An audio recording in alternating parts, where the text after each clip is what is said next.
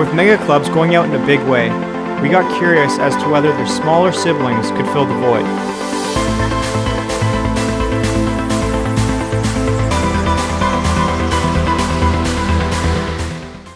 I mean, the government did represent a type of club that's on its way out all over the world.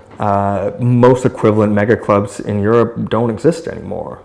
In general, dance music has moved towards not necessarily small, like little tiny boutique venues, but a place that can hold 10,000 people. There's not as much of a demand for that anymore. I think smaller clubs have always been here, like the Alma Combo is a great example, and Horseshoe Tavern, and the Clinton. I mean, you look at the listings in Now Magazine on concerts, and I mean, they're showing up in bars and at smaller quote smaller clubs all over the city. They have been for a long time. Not having venues of a certain size is going to change the kind of tours that can come through Toronto. And it is going to limit the opportunities for some of the larger artists from Toronto when they do come to play in town. There's lots of people who've graduated to that level now, whereas like when they play Toronto, their hometown, they're playing a place the size of Cool House. Where do they go now?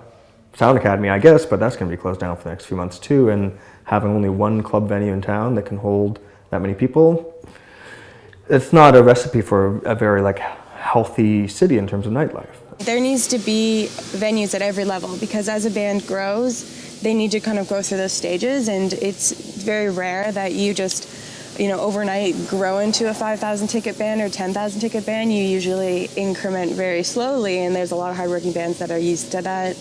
And so when you come to Toronto, right now you're seeing people do like 2 or 3 nights at the Opera House or the Phoenix or the Music Gallery instead of, having that proper room. After hearing from multiple sources that the mega club scene is on its way out, but also being told it may not be a very good recipe for a positive nightlife in the city, we started to get worried about what was in store for the foreseeable future. But I can say that there is no shortage of music industry, entertainment, media industry, film industry folks calling our offices, talking with us and talking about what they envision this city being a host to, whether they're from the city or whether they're from around the world. So it sounds like Toronto is still one of the best places in the world to enjoy entertainment in, I'd say. After chatting with Zabe, he left us pretty confident in saying that the city is willing to listen and establish a blueprint for Toronto's music landscape. However, is the city really moving fast enough to allow the music industry to blossom naturally?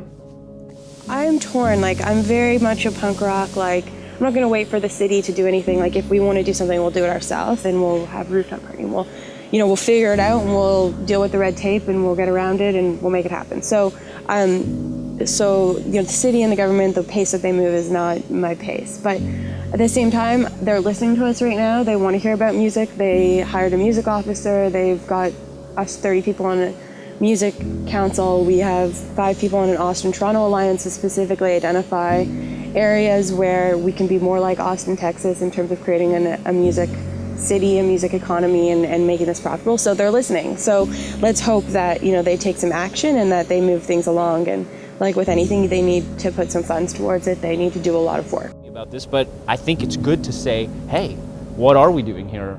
If we're going to say we want to support music, what are we doing already?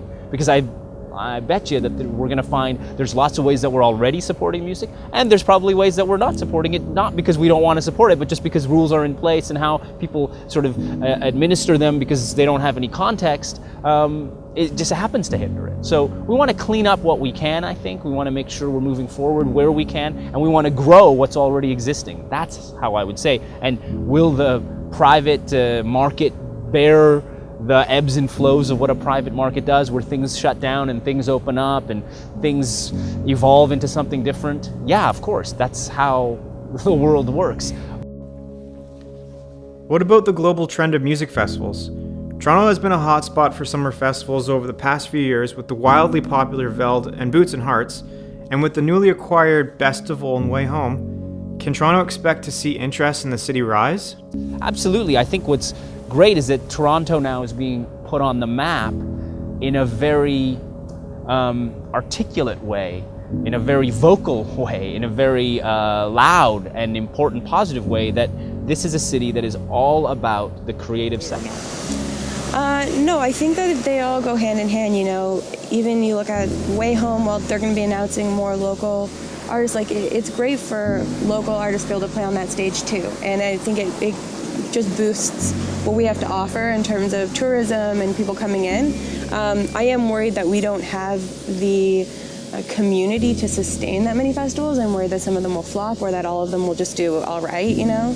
But it excites me that U.S. companies want to come over here and do stuff here because we have good land and good space for them to do it, and that they think that there's a viable market here. And I hope that we prove to them that it's true. Come back, keep coming back every year, spend money here, build up our communities, because we need that too, and it's exciting for us. And I don't think it hurts. It's not a competition between little venues and big venues. I think it's just everyone can work together.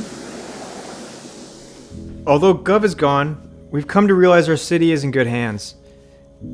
Gov may have been packed with worldwide talent every weekend for the past 18 years, but it doesn't mean the city will be deprived of these acts visiting the city each weekend. It just means the other smaller clubs will have to fill the void. Every other venue in the city will now have the opportunity to step up and be there to host those big names. Toronto has created new associations to assist in the possible slow season of nightlife culture in the city, meaning while the number one club is gone, the talent will be dispersed. Toronto is working to keep up with the current times and sell itself as a city with a scene. Toronto will be the host to many festivals in the coming years, and nightlife and dance culture will hopefully continue to thrive off the people as the people will thrive off the culture. So, we're still the leader, I guess. We may not always have the reputation as like a super fun party city, but within Canada, we're doing okay.